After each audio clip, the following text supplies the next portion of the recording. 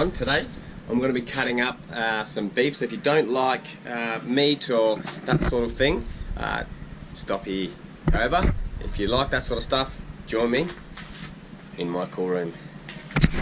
So most stations and most country places throughout Australia grow their own food, as well as grow up their own animals to eat.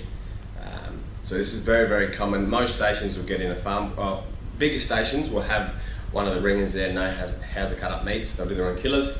If it's the country fellas in country towns, New South Wales, Victoria, Queensland, they have what they call farm butchers, and their job is to go around to people's houses and kill their meat for them, chop it up for them. But up here, we don't have that, so today that's my job. So what we're going to do is we're going to head in there.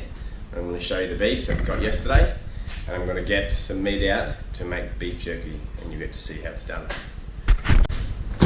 Here's the tools of the trade. There we go. I'll be using this one today. Last warning for those of you who don't like the sight of fresh meat, turn away. Alright.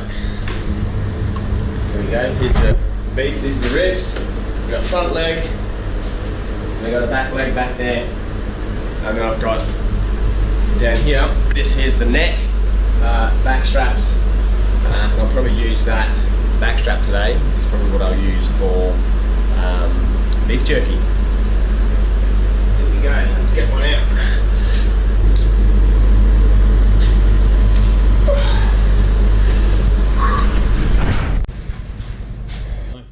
Right, here we have our back strap. This is a full complete back strap, so it's deboned off the spine. As you can see, this was a 5-year-old bull. He's obviously nice and fat and healthy, but this is going to be super tough.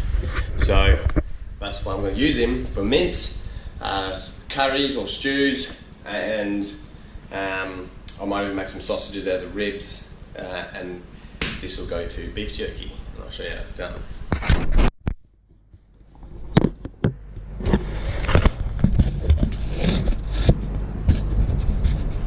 I don't know if you can see that. Probably see the handle of that. Alright, get my big steak knife out. Need this bad boy.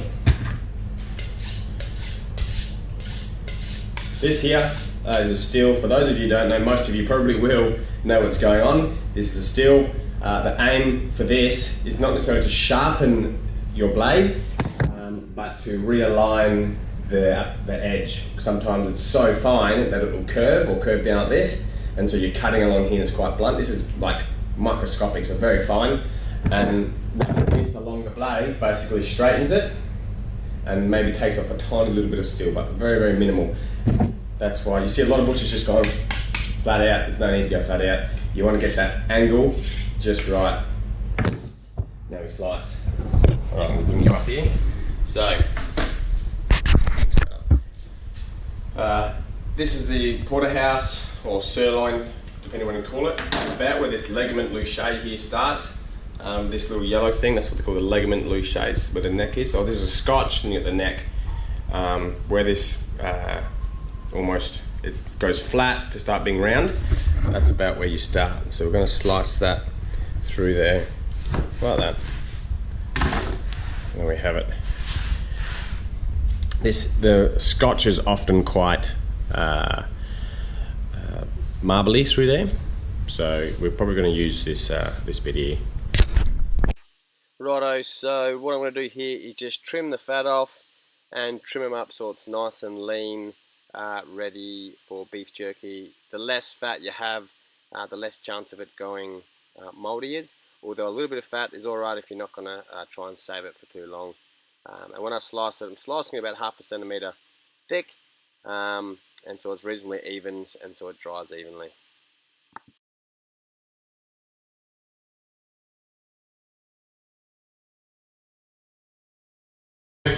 Put that in my tub, and I'll fill that with herbs and spices.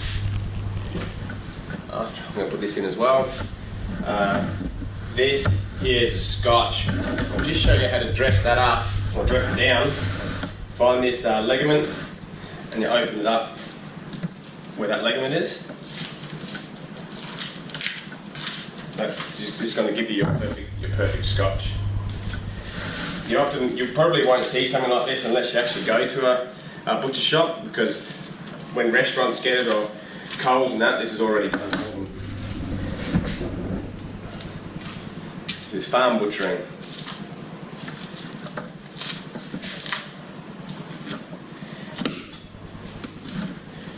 Alright, so we'll clean this down. This bit off, it's my messy job.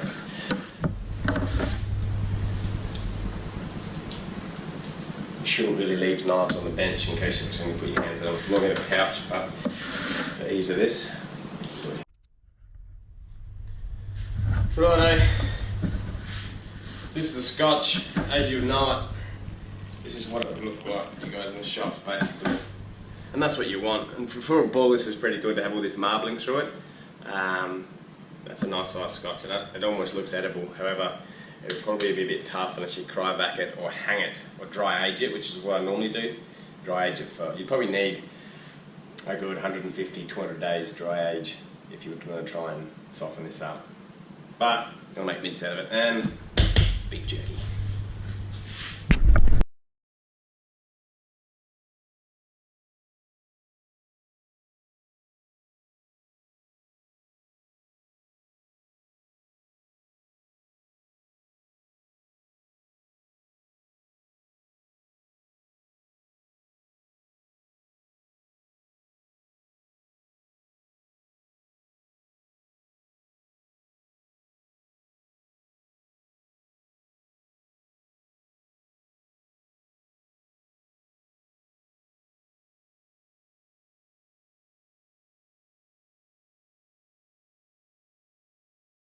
Time for the flavouring time. What have we got?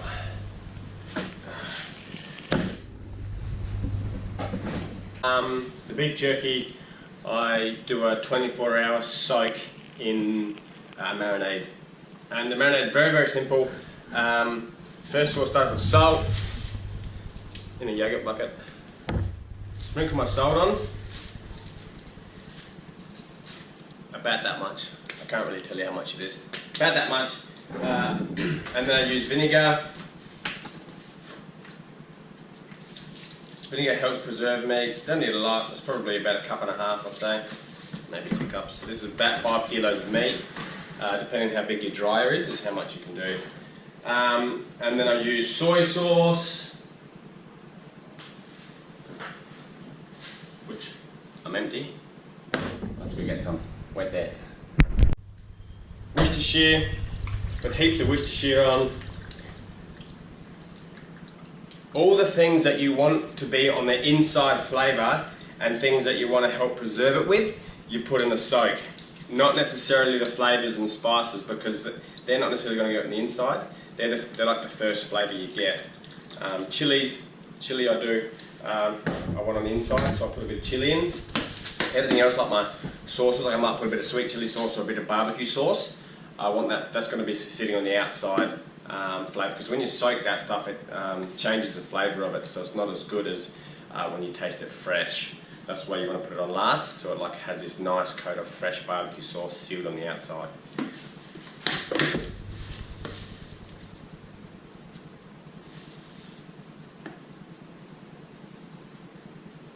Gotta love chili.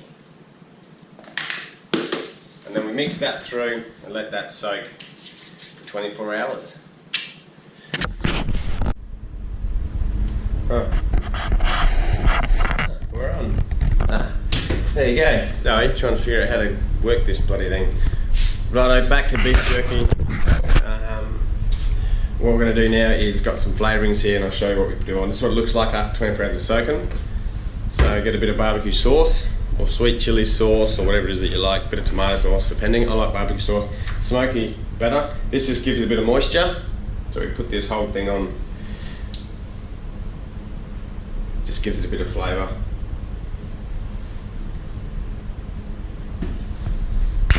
Righto, that's what it looks like. I got heaps of garlic. Garlic never hurts. bit of beef jerky, garlic, and then this here's smoked paprika. Sprinkle that on. And then might put a bit of Cajun spices as well. And then, what you do, you give this a good mix around. Yummy. Give that a good mix. Okay, righto. Once that's done, that's what it looks like. You get your trays out. I've got a 9 tray Excalibur. You put it on, and I let it sit for 3 hours on 60 degrees, and then I do about 8 hours on 48 degrees, and it's done. Tastes delicious. Enjoy. This is the very slow and arduous part. Each piece has to be laid flat and not overlapping. Very slow going, but we'll get there.